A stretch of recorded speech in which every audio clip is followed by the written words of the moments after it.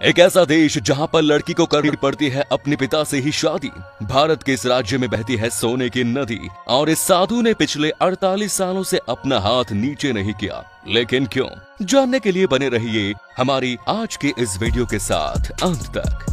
Number 1। वैसे तो दुनिया भर में शादी से जुड़ी अनेकों परंपराएं प्रचलित है, लेकिन बांग्लादेश की मंडी जनजाति की इस परंपरा को सुनकर आपको काफी हैरानी होगी, क्योंकि यहाँ पर शादी के बाद बेटियों की विदाई नहीं होती। और उसके पीछे का कारण ये है कि यहाँ की बेटियों की शादी तो उनके बाप से ही करा दी जाती है। ये सुनकर किसी को भी काफी अचंभा होगा, क्योंकि कोई भी बाप अपनी बेटी से विवाह रचाने का कभी सोच भी नहीं सकता। लेकिन ये यहाँ का सच है। यहाँ पर लड़की के पैदा होने के बाद ही उसे उसके पिता से शादी करने के सपने दिखाए जाने लगते हैं। जहाँ भारत समेत बाकी के सभी देशों में ऐसा करना अपराध माना जाता है, वहीं हमारे पड़ोसी देश में ये कुरीति एक परंपरा के नाम पर सदियों से प्रचलित है। इतना ही नहीं, यहाँ अगर किसी महिला के पिता रूपी पति की किसी वजह से मृत्यु हो जाती है तो उसे अपने ही परिवार के किसी सदस्य के साथ शादी करनी पड़ती है और उनसे ही बच्चे भी पैदा करने पड़ते हैं। नंबर 2।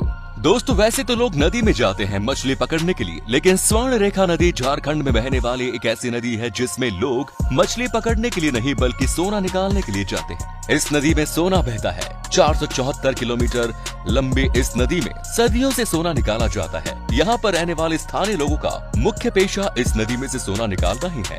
इस नदी की रेत को इकट्ठा कर उसमें से सोने के कणों को निकालकर अलग कर दिया जाता है। लेकिन आखिर इस नदी में इतना सोना आता कहां से है, ये अभी तक एक रहस्य ही है।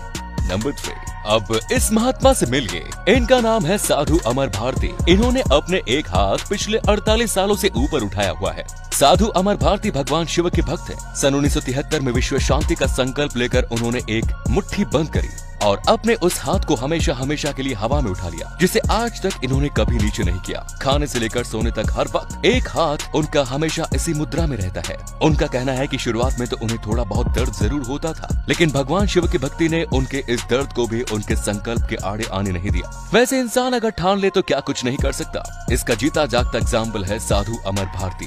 नंबर 4। फ्लोटिंग रेस्टोरेंट और फ्लोटिंग मार्केट। आज के समय में ये सब तो नॉर्मल सा लगता है, तो ऐसे में फ्लोटिंग पोस्ट ऑफिस का होना भी कोई हैरान कर देने वाली बात नहीं। ये पोस्ट ऑफिस कश्मीर के खूबसूरत शहर श्रीनगर की डल लेक में बना हुआ है। न केवल भारत का बल्कि ये दुनिया का पहला एकमात्र तैरता हुआ पोस्ट ऑफिस है। अब आपको लग रहा होगा कि आज के समय में पोस्ट ऑफिस कौन जाता है भला, लेकिन ऐसा बिल्कुल भी नहीं है। भारतीयों के साथ साथ विदेशी पर्यटक भी इसकी खूबसूरती का आनंद लेने के लिए यहाँ आते हैं। इस पोस्ट ऑफिस की स्टैम्प्स पर बनी डल लेक की इमेज और आकर्षण का केंद्र म्यूजियम, जिसमें बहुत पुरानी स्टैम्प्स की कलेक्शन रखी हुई है, पर्यटकों का ध्यान अपनी ओर खींचती है। और तो और इसमें मौजूद दुकान जहाँ से आप स्टैम्प्स, पोस्ट कार्ड्स और ग्रीटिंग कार्ड्स भी खरीद सकते हैं। ये सब चीजें इसकी खूबसूरती में 4 चांद लगा देती है। सो नेक्स्ट टाइम जब भी श्रीनगर जाएं तो अपने घर वालों को यहाँ से पोस्ट कार्ड भेजना न भूलें। नंबर 5। 4 सितंबर 1954 को सेंटियागो एयरलाइंस की फ्लाइट जर्मनी से उड़ान भरती है, जिसे ठीक 18 घंटे बाद ब्राजील पहुंच जाना था। लेकिन अटलांटिका ओशन के ऊपर पायलट का अचानक संपर्क टूट जाता है और कई दिनों के बाद जब वो फ्लाइट लैंड नहीं करती तो उन्हें लगता है कि विमान दुर्घटनाग्रस्त हो गया और आसमान में ही कहीं खो गया। उसे ढूंढने की बहुत कोशिश भी की गई, लेकिन एक भी प्रयास सफल नहीं हुआ, जिसके बाद सेंटियागो की एयरलाइंस भी बंद कर दी गई। लेकिन ठीक 35 साल के बाद 12 अक्टूबर 1989 को वही फ्लाइट ब्राजील के एयरपोर्ट पर सेफली लैंड करती है।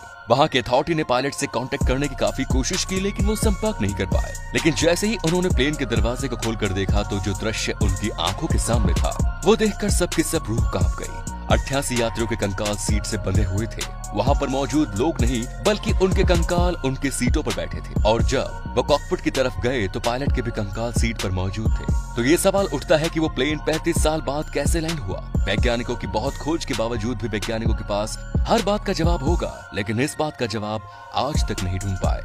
नंबर 6।